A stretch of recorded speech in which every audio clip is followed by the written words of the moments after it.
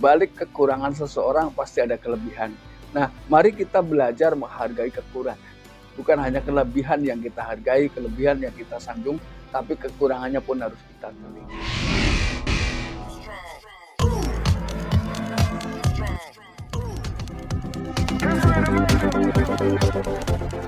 Assalamualaikum warahmatullahi wabarakatuh. Kembali lagi bersama saya Kang Kumis. Kali ini Kang Kumis kembali bersama sahabat semua. Tentunya masih di channel Kang Kumis, channel yang selalu membahas seputar kehidupan rumah tangga.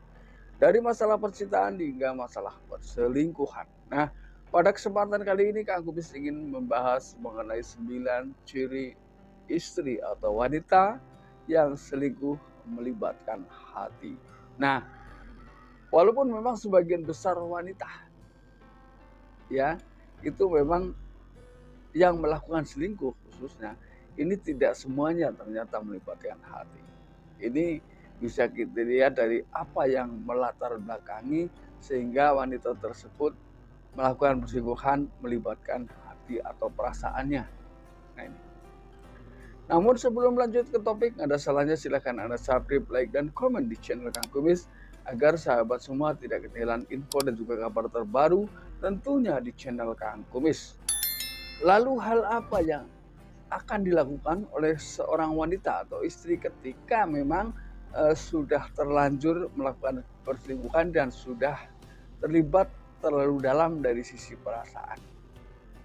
Nah, biasanya hal yang pertama yang ia lakukan adalah dia mulai sering marah-marah, ya.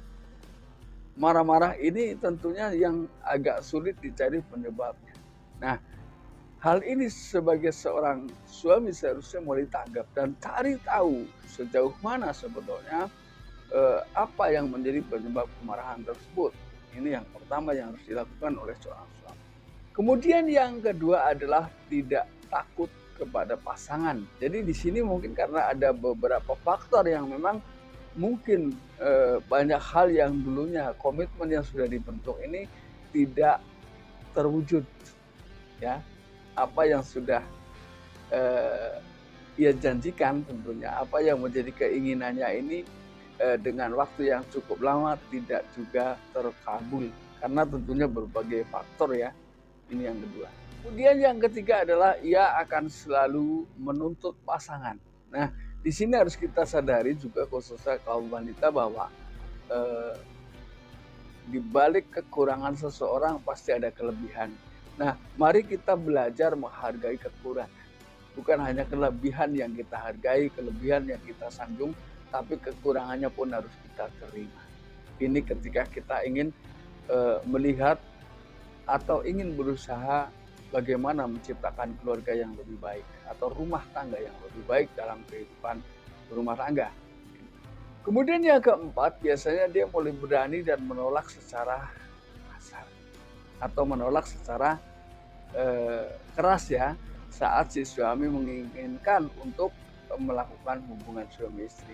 Nah, siapapun orangnya, ya, kalau kita mau berpikir keseimbangan tentunya siapapun yang pada saat itu memang ada mood dan menginginkan hal yang sama lalu ditolak tentunya adalah tidak nyaman. Nah, apalagi ketika hal tersebut ini selalu atau sering, ya, dirasakan oleh seseorang, satu di antara keduanya, entah itu si suami, entah itu si istri. Inilah yang menjadi penyebab awal biasanya. Entah itu si suami, entah itu si istri, ketika diperlakukan seperti itu tentunya lama-lama akan berpaling. Ini juga merupakan hal yang tidak seharusnya dilakukan oleh seorang istri, ya. Karena ketika bicara hal tersebut ini adalah bagian dari nafkah batin yang harus ikhlas, ya, dilakukan. Ini karena merupakan bagian daripada kewajiban.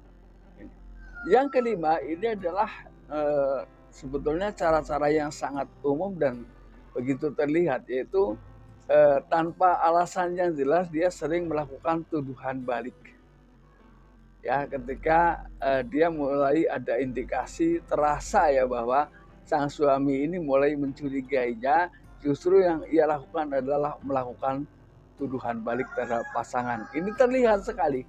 Nah, maka dari itu ketika Anda ya khususnya siapapun ketika merasakan hal seperti itu, tolong mintai penjelasan kenapa ia melakukan hal seperti itu.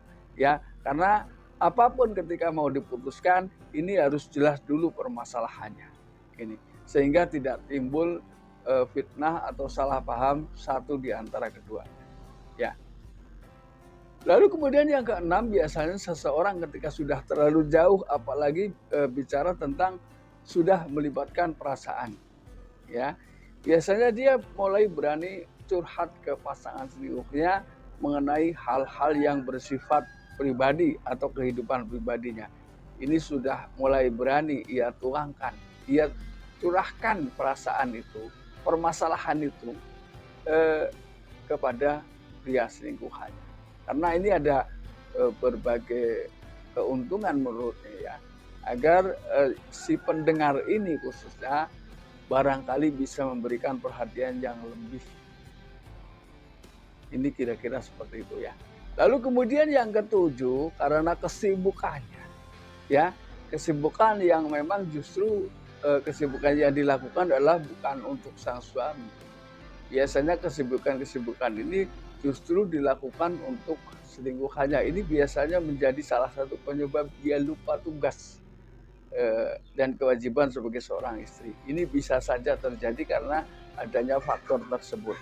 Kemudian yang kedelapan, ketika memang seseorang sudah terlibat terlalu jauh dalam urusan perselingkuhan yang sudah melibatkan hati, biasanya secara diam-diam mereka berdua sudah membuat komitmen tanpa sepengetahuan pasangan atau suaminya. Entah apa yang diperbincangkan, biasanya dia berbicara mengenai seputar bagaimana hubungan mereka ke depan. Namun apapun alasannya, ketika seseorang menikahi selingkuhannya itu memang tidak dibenarkan. Nah, mengenai kejelasan hal itu tentunya adalah ya orang-orang yang bisa menjelaskan secara detail mendasar dari berbagai sumber dan hukum. Ya. Lalu tanda yang paling jelas yang ke-9 yaitu dia tidak akan pernah merasa takut untuk berpisah dengan pasangan. Nah, ketika sudah perasaan itu sudah timbul pada hati masing-masing pihak tentunya, ini memang sulit untuk bisa kembali move on seperti di awal. Karena biasanya orang yang nekat melakukan hal-hal seperti itu, di antara keduanya memiliki kesepahaman kisah kehidupan, ya. Ini biasanya seperti itu. Nah, sahabat, mudah-mudahan apa yang Kang Kumis sampaikan bisa bermanfaat buat sahabat semua. Dan tidak lupa Kang Kumis selalu berdoa buat sahabat semua. Mudah-mudahan keluarga sahabat Kang Kumis semua diberi kemudahan, kemurahan, dan juga keharmonisan setiap saat atau sepanjang waktu. Nah, mudah-mudahan bermanfaat. Akhir kata, salam harmonis bersama Kang Kumis. Wabillahi taufiq wal hidayah. Assalamualaikum warahmatullahi wabarakatuh.